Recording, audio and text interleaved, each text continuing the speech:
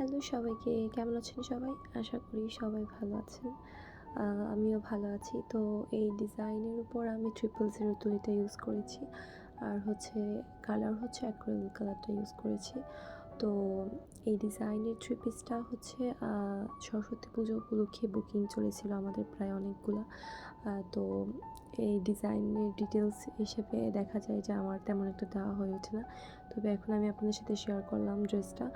তো আপনাদের কাছে কেমন লাগছে ড্রেসটা অবশ্যই জানাতে ভুলবেন না।